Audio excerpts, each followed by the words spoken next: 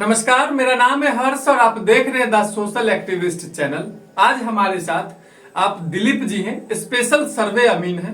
पूरे बिहार में अभी जमीन का सर्वे जोरों पर है और ऐसे ही लड़के के सहयोग से पूरे बिहार में जमीन के सर्वे को पूरा किया जाना है। तो जमीन से संबंधित, सर्वे से संबंधित कुछ इनसे सवाल पूछेंगे जो आम जनता के सवाल हैं। तो आप लोग इस सवाल को सुनिए और इसके जो भी उत्तर आते हैं आप लोग भी सुनिए।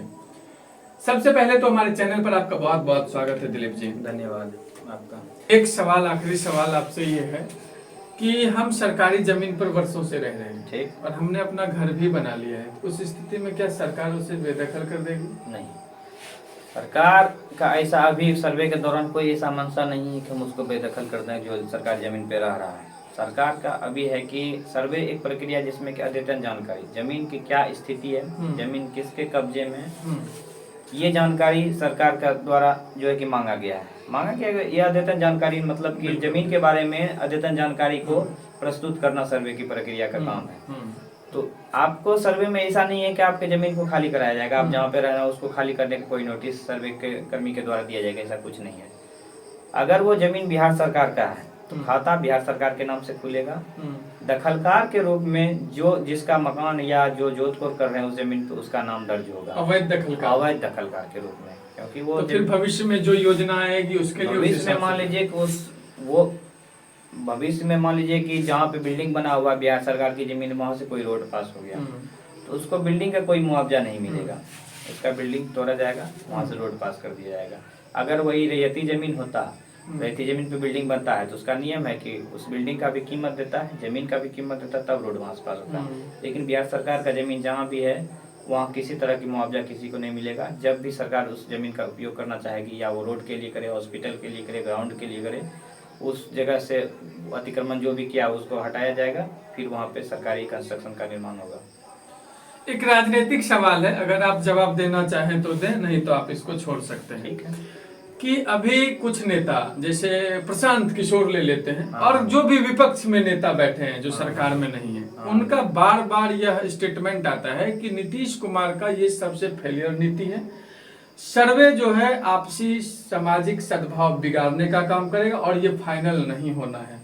तो इसको आप कैसे देखते हैं? क्या सर्वे सामाजिक सद्भाव को बिगाड़ेगा या ये इससे सामाजिक सद्भाव बढ़ेगा? आप इसको कैसे देखते हैं? अगर आप बात करना चाहें तो अपना बताएं, देखिए अपना राय। जैसा कि आप प्रशांत किशोर का बात किए, हम उसका भी स्टेटमेंट सुने हुए हैं। प्रशांत किशोर का ऐसा है कि ये भाई बहन में लड़ा दिया बिल्कुल नीतीश कुमार, बिल्कुल। लेकिन कि सर्वे प्रक्रिया, सर्वे 2011 की नियमावली है, और जब भी नियमावली बनती है उसमें पक्ष विपक्ष सबकी सहमति होती है तब पास होता है कोई भी नियमावली, विधानसभा या लोकसभा कहीं। प्रशांत किशोर का ऐसा कहना है कि ये भाई बहन में लड़वा दिया, लेकिन प्रशांत किशोर जी को इतना पता होना चाहिए ये बहन का हिस्सेदारी ना तो नीतीश कुमार दिया है, ना लालू यादव दिया है, ना अखिलेश यादव, यानी कोई नेता न था, ये सुप्रीम कोर्ट का है।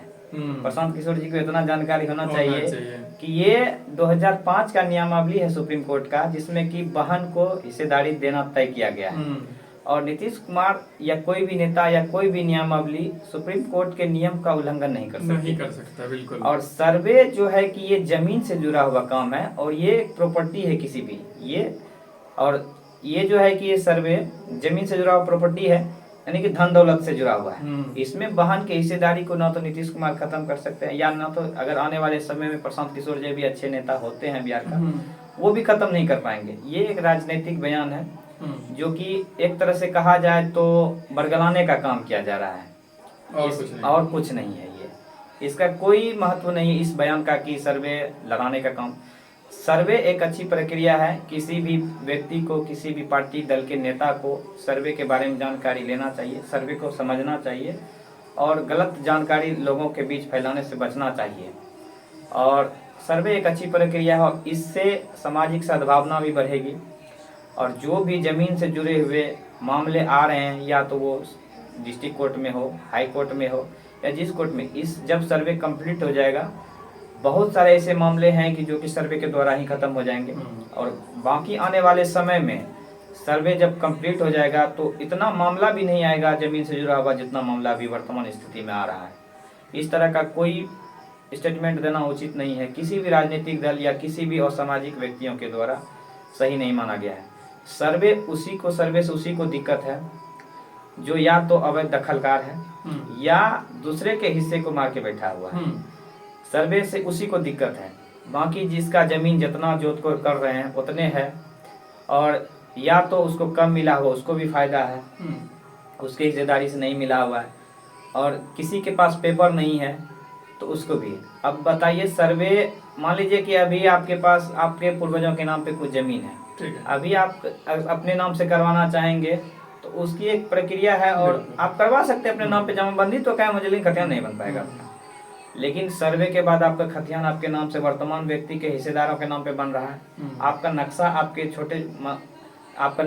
नाम पे बन रहा है, आपके नाम से सब पेपर बन रहा है, आप अपने नाम से रसीद कटवा सकते हैं, आप अपने जमीन का नक्शा आप अपने नाम पे जो भी जितना भी प्लॉट होगा आपका अपना प्लॉट दिखेगा उसमें नक्शा में। अभी नापी में भी समस्या आ रहा है। 70 के सर्वे में बहुत बड़ा प्लॉट था, उसमें मान लेते हैं 200 व्यक्ति ने उस जमीन को खरीद लिया, लेकिन उसके नाम का पार्टिकुलर नक्शा अगर आप खोजिएगा तो नहीं मिलेगा। बिल्कुल। और ये सर्वे की प्रक्रिया एक सर्वे ही प्रक्रिया है जिसके माध्यम से उस व्यक्ति के जमीन का नक्शा नक्शे पर शो होगा। दूसरा कोई प्रक्रिया अगर कोई नेता या कोई भी व्यक्ति हमको बता दे तो उसको बोलेंगे। प्रशांत किशोर जी का ये भाई बहन का लड़ाने वाला जो स्टेटमेंट ये बेबुनियाद और गलत, और ऐसे स्टेटमेंट से उनको भी बचना चाहिए। उनको वो तो सीधा सुप्रीम कोर्ट पे सवाल उठा रहे हैं। नीतीश कुमार तो एक उनका मुद्दा का जरिया है, बिल्कुल। वो इस तरह का कोई स्टेटमेंट देना हम उचित नहीं समझते। इस पर ध्यान देने की कोई आवश्यकता भी नहीं है हम लोगों को। बाकी जो राजनेता है वो बयानबाजी करते रहेंगे, और जो विपक्ष में है अच्छे कामों का भी वो तोड़ निकालते रहती है, उनका काम। आपने बहुत अहम जानकारी दी सर्वे, विशेष सर्वे को लेकर, इसके लिए आपका बहुत बहुत धन्यवाद। जरूरत पड़ने पर फिर आपसे हम बात करेंगे। धन्यवाद।